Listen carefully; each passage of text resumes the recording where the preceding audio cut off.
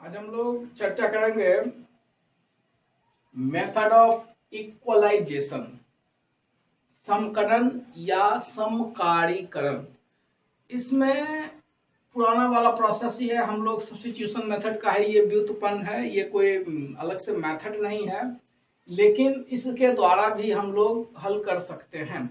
एक बात और बता दें कि इस मेथड के द्वारा हम लोग हार्ड सवालों को हल नहीं कर सकते। छोटा छोटा जो नॉर्मल सवाल है हम लोग उसी को हल करते हैं। फिर भी एक प्रोसेस है छोटा सा, इसको हम लोग देख लेते हैं, समझ लेते हैं क्या क्या है। तो हम लोग सबसे पहले दो लीनियर इक्वेशन कलेक्ट करते हैं। लीनियर इक्वेशन का फॉर्म तो हम जानते ही हैं, a1x plus b1y is equal to c1 and a2x plus b2y is equal to c2। इसको ये सब्स्टिट्यूशन का ही एक व्युत्पन्न है, उसी से ये उत्पन्न हुआ। इसमें क्या है, इसका एल्गोरिथम क्या कहता है, इसका एल्गोरिथम कहता है कि दो इक्वेशन में से किसी एक इक्वेशन से दोनों में से किसी एक का वैल्यू हम लोग फाइंड कर लेते हैं, यानी find the value of any one variable, या तो x का या फिर y का, दोनों में से किसी एक वेरिएबल का हम क्या करते हैं, फाइंड द वैल्यू ज्ञात कर लेते हैं।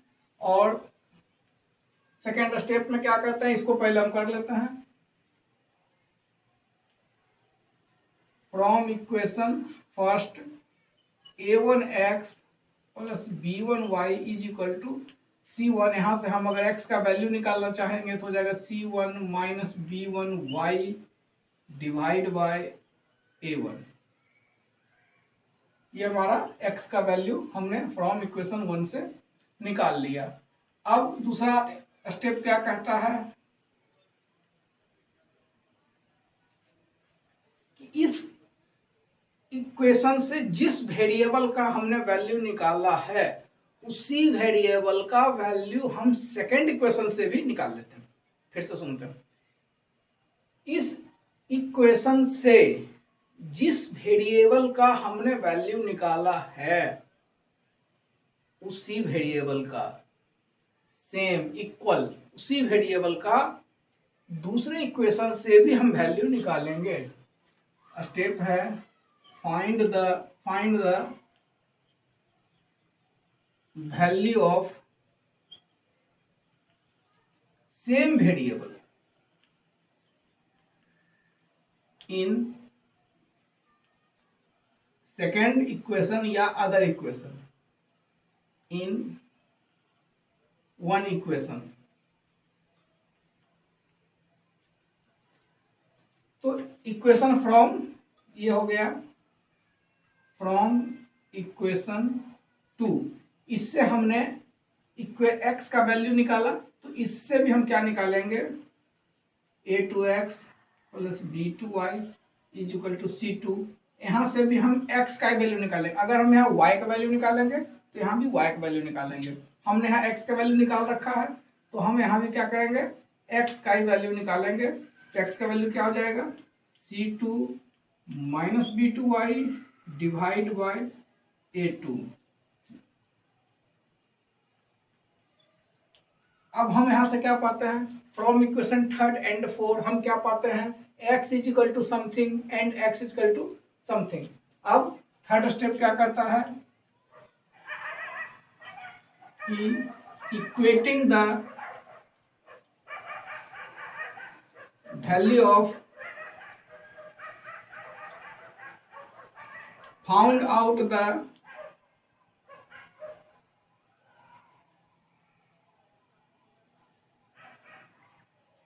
Value.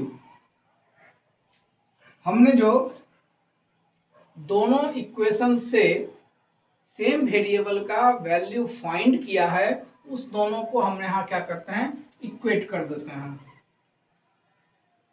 From 3 and 4 here x equal to something, here x equal to something, इसका मतलब ये हुआ x x, तो ये और ये भी आपस में क्या हो जाएगा, इक्वल हो जाएगा, क्योंकि ये भी x का ही वैल्यू है और ये भी x का ही वैल्यू है, तो ये दोनों क्या हो जाएगा, आपस में इक्वल हो जाएगा, यानी हो जाएगा c1 minus b1y is equal to a1 is equal to c2 minus b2y divide by a2। अब इसको हम क्रॉस मल्टीप्लिकेशन से हल कर सकते हैं, यहाँ हम इसको हल कर सकते हैं। चौथा स्टेप हो गया, solve the new equation and find the value of one variable. किसी एक वेरिएबल के यहां से हम सॉल्व करेंगे तो y और y का वैल्यू निकल जाएगा। और लास्ट स्टेप है पुट द वैल्यू ऑफ जो हमने ज्ञात किया है, find out the variable in any equation. हम किसी इक्वेशन में इसका वैल्यू फिर क्या कर सकते हैं, इसका वैल्यू फिर हम लोग पुट करके निकाल सकते हैं। यहाँ से हम y का वैल्यू इसको सॉल्व कर सकते हैं। इसको अगर हम यहाँ करना चाहें तो क्या हो जाएगा, c1 a2 minus a2 b1 y is equal to c2 a1 minus a1 b2 y। अब ये y और ये y कॉमन आ जाएगा, तो यहां से हो जाएगा hence y is equal to, इसको हमने इधर कर दिया या इसको हमने इधर कर दिया, किसी एक को हम लोग टर्न करा लेंगे, इसको हम इधर कर लेते हैं, तो हमारा वैल्यू आ जाता है a2c1 माइनस a1c2, इसको हमने इधर किया, इसको हम इधर कर लेते हैं, हो जाएगा a2b1 माइनस a1b2। हमने यहां से y का वैल्यू इस फॉर्म में ज्ञात कर लिया। अब इस y के वैल्यू को हम इसमें या इसमें किसी में पुट कर देंगे, सब्स्टिट्यूट कर देंगे, और इससे हम लोग x का वैल्यू निकल जाएगा। तो ये हमारा एक तरीका है सॉल्व करने का, जो सब्स्टिट्यूशन मेथड का व्युत्पन्न है, उससे ये उत्पन्न हुआ है। तो अब इस पर कुछ एग्जांपल्स देख लेते हैं। इसको एग्जांपल है हमारा 8x + 5y = 9 and 3x + 2y = 4। Step first हमारा क्या कहता है, find out the any value. तो हम फ्रॉम इक्वेशन 1 से हम क्या करते हैं, किसी एक का वैल्यू निकाल लेते हैं, किसी एक का वैल्यू निकाल सकते हैं। तो हम यहाँ से x का वैल्यू निकाल लेते हैं, ये हो जाएगा 9 minus 5y divide by 8, that is third equation. And from equation 2, अब जिसका हमने यहाँ से x का वैल्यू निकाला है, हमको इक्वेशन 2 से भी x का वैल्यू निकालना पड़ेगा। तो यहाँ से भी हम x का वैल्यू निकाल लेते हैं। यहाँ से x का वैल्यू आ जाएगा 4 माइनस 2y डिवाइड बाय, अब अगला स्टेप कहता है कि दोनों आपने निकाल लिया, तो दोनों को इक्वेट कर देते हैं। हेंस क्या आ जाएगा हमारा, 9 minus 5y by 8 is equal to 4 minus 2y by 3। अब क्रॉस मल्टीप्लिकेशन अप्लाई कर देते हैं, तो ये यहाँ अप्लाई करेंगे तो हो जाएगा 27 minus 15y is equal to 32 minus 16y। अब हम एक को इसको इधर कर देते हैं, इसको इधर कर देते हैं, तो हम यहाँ से पाते हैं y इज इक्वल टू 5, ये 16 इधर आ गया और ये 27 इधर चला गया। तो यहाँ से हमने y का वैल्यू फाइंड कर लिया। अब इस y के वैल्यू को हम किसी एक इक्वेशन में, थर्ड में, फोर में, 1 में, 2 में, जिसमें हमको इच्छा है पुट कर देते हैं। तो हम इक्वेशन थर्ड में इसको पुट कर देते हैं। Put in equation third, x is equal to क्या हो जाएगा 9 माइनस 25/8 दैट इज -2।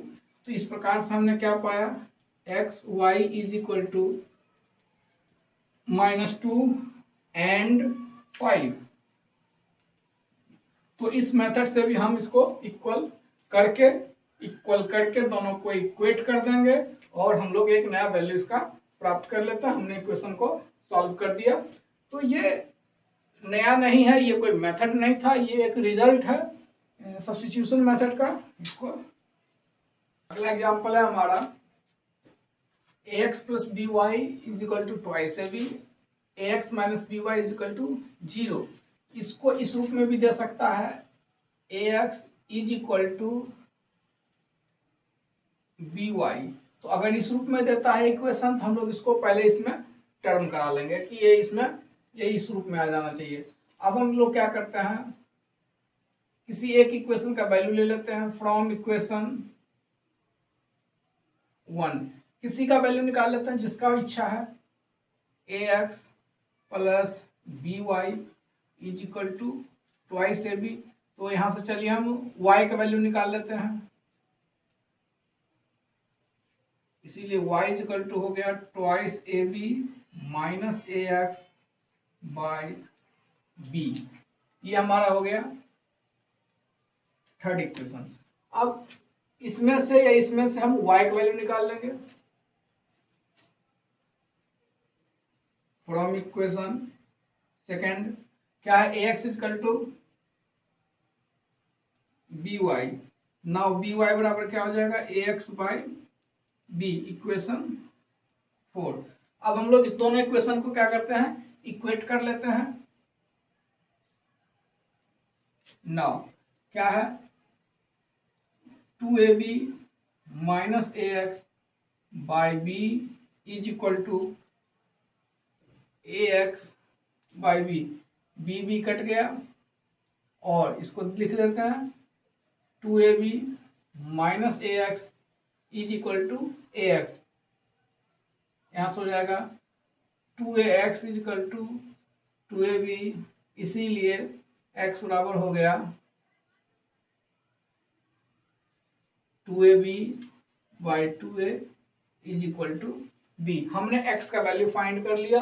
अब किसी इक्वेशन में हम पुट कर देते हैं, put x is equal to b in equation second. हम सेकेंड क्या जानते हैं ax is equal to b y, यानी a into b is equal to b y, इसीलिए y इज इक्वल टू हो गया b कट गया a। तो इस प्रकार से हमने क्या वैल्यू प्राप्त कर लिया x y is equal to b a. एक्स का वैल्यू b आया और y का वैल्यू a आया। तो इस प्रकार से भी हम लोग इक्वलाइजेशन मेथड से इसको हल कर लेते हैं। अगला इक्वेशन है हमारा x by a plus y by B is equal to a plus b and x by a square plus y by B square is equal to 2। तो सेम प्रोसेस हम लोग हल करते हैं। इसको हमने इक्वेशन फर्स्ट मान लिया, इसको हमने इक्वेशन सेकंड मान लिया। शुरू करते हैं। हमको x या y किसी एक का वैल्यू निकालना है। यहाँ से हम लिख सकते हैं x by a is equal to a plus b minus y by b. इसको हम सॉल्व कर लें तो हो जाएगा a b plus b square minus y by b, इसलिए x इक्वल टू हो जाएगा a b plus b square minus y by B is equal to a square b a B square minus A y by b. इसी प्रकार से हम लोग उससे भी x का वैल्यू निकाल लेते हैं। यहाँ से हो जाएगा x by a square is equal to 2 minus y by B square. इसको अगर हम सॉल्व कर लें तो b square minus y by B square, इसीलिए x का वैल्यू हो जाएगा 2a square B square minus A square y by B square. Equation 3 and equation 4। हम लोग अब दोनों को इक्वेट कर लेते हैं, दोनों ही x का वैल्यू है। Now A square B plus A B square minus A Y divide by B is equal to twice A square B square minus A square B Y by B square. यहाँ से B square और B एक cut गया, अब ये into यहाँ हो जाएगा, तो ये हो जाएगा A square B square plus A B Q minus A B Y is equal to twice A square B square minus A square Y. अब ये y और ये y, दोनों y है, हम दोनों को एक तरफ कर लेते हैं, y कॉमन आ गया, ये इधर आ जाएगा, क्या हो जाएगा A square minus A B is equal to, अब इसको उठा के दूसरी तरफ ले लेते हैं, ये हो जाएगा A square B square minus A B cube. इसीलिए अगर y का वैल्यू हम निकालना चाहें तो क्या हो जाएगा, इसमें ए बी कॉमन आ जाएगा, तो बचेगा A B minus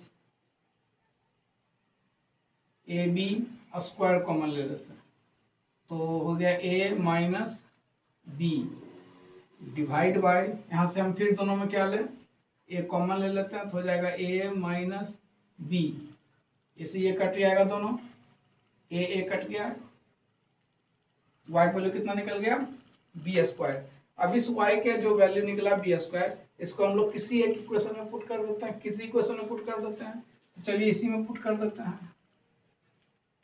put in equation 4 y is equal to